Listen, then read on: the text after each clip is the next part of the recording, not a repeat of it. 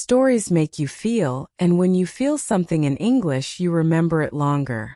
Grammar books are full of rules, but stories are full of meaning.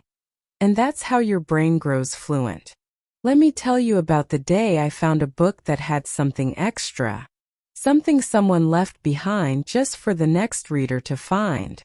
It was a rainy afternoon in Edinburgh. The kind of cold rain that sneaks into your coat. I had no umbrella, and the wind was too strong to walk far. I turned onto a quiet street and saw a small second-hand bookstore with foggy windows and a hand-painted sign. I pushed the door open. A little bell rang, and I was greeted by warmth, soft yellow light, and the smell of old paper and wooden shelves. There were no customers. Just me and the man behind the counter, who gave a quiet nod. The store was a maze of narrow shelves and tall stacks.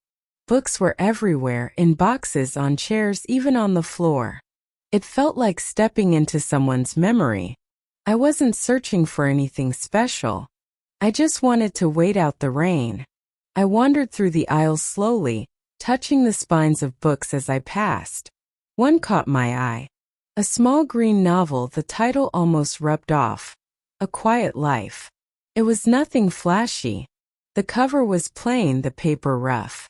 But I opened it and started reading the first page. And something about the writing made me stop. It was calm like a whisper. I read the first paragraph standing there, then checked for a price. There was no sticker, no note. I brought it to the counter. "How much?" I asked. The man looked at it for a second, then said, £3.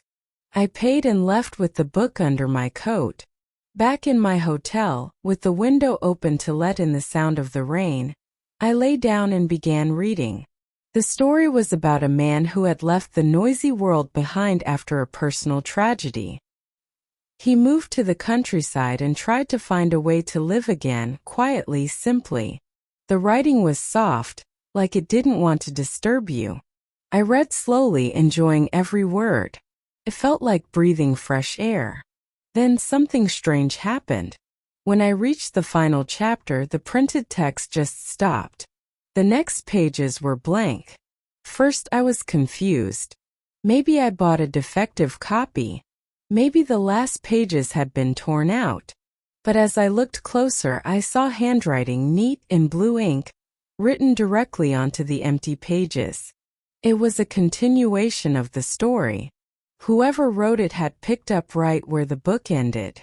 The man in the story was sitting on his porch at sunset. He was older. His garden was full of tomatoes. A dog lay by his feet. He didn't talk much anymore. He wrote letters that he never sent. He still missed someone. But the silence didn't hurt as much. I kept reading slowly, amazed by the beauty of these handwritten lines.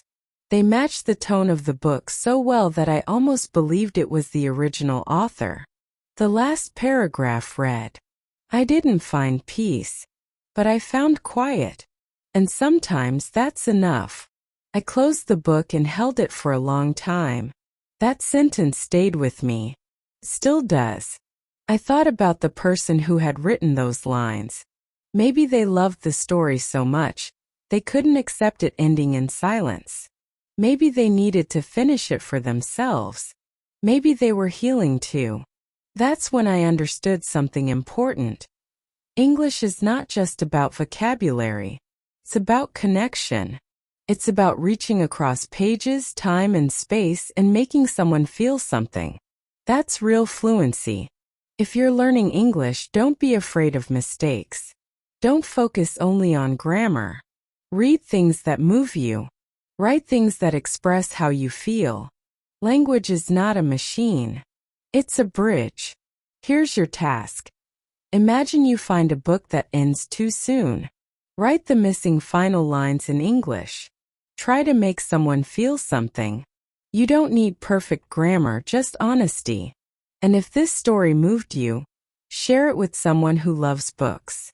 Then subscribe to NativeFluent for more stories that turn English into something personal, emotional, unforgettable.